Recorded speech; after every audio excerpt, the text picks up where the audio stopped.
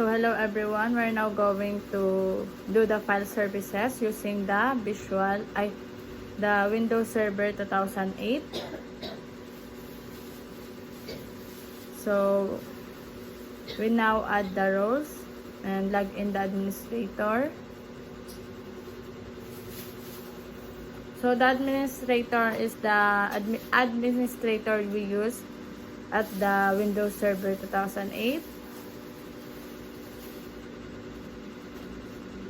So let's add the folder needed.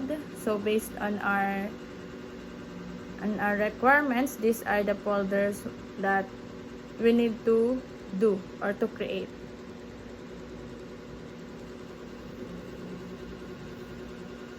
Since we're going to do the file services. So at that part, pinifigure out ko, need lang pala siyang i-control. I mean, i-enter. So, dyan,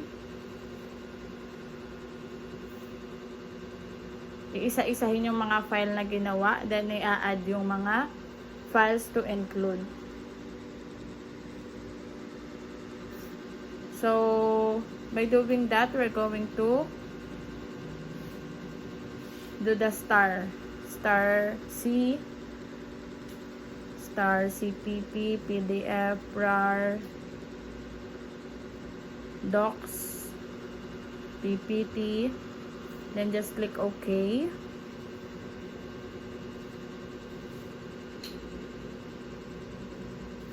So that's for photo female.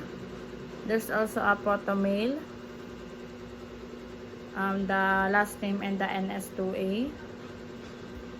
So at that part we're using the the Windows Server 2008.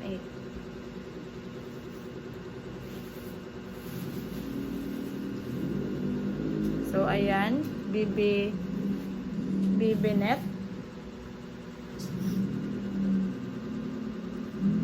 C programs.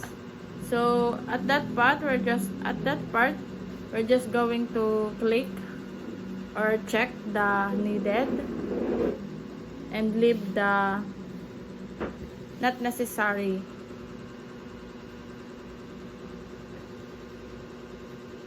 So yan, photo male.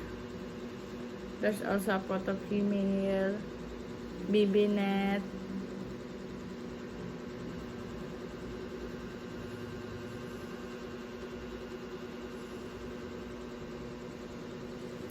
So at that part, we're going to server manager, then roles, then click the file services, then the resources,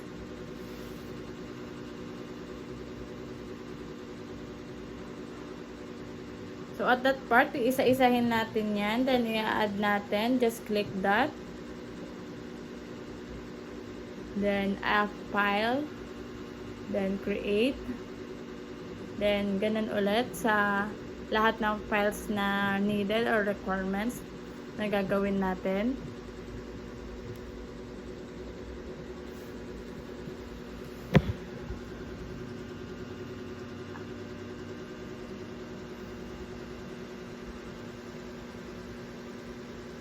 So ayan yung mga files na requirements sa task namin na to or activity. So ganyan lang mag-create or to do the file services. So binabalikan ko pagka parang may unfamiliar or hindi accurate. So dito we're just going to search the user. We can use that check names. So dito chinek ko siya sa file if naka-indicate ba yung aking name sa aming section. Since may kompleto naman yung names ko na nilagay, so walang problem in using users at this window.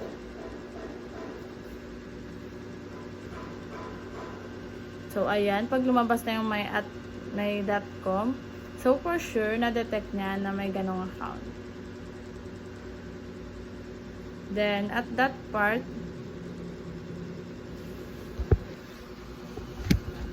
mamaya, may gagawin tayong taglilimang user every section.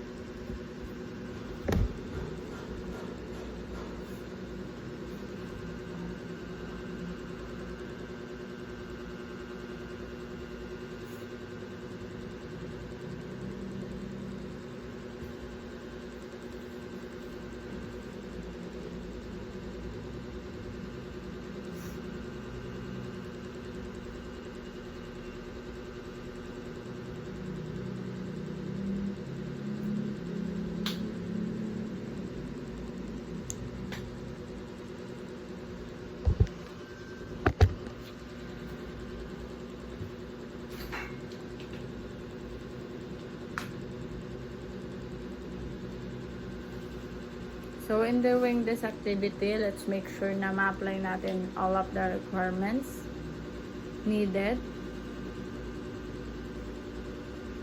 for we to make this activity or project. So, dyan, nag-a-add na ako ng taglilimang user every section. So, puro mail lang yan sila from NS to A.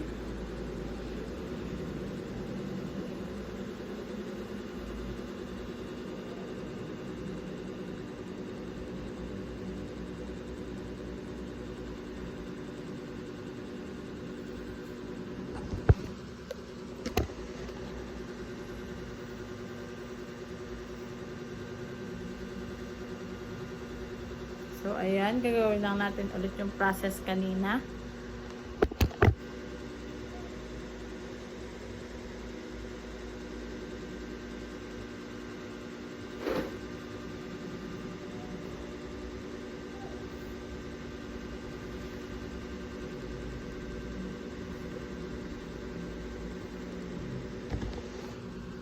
So, that's all for making this activity. Thank you for watching.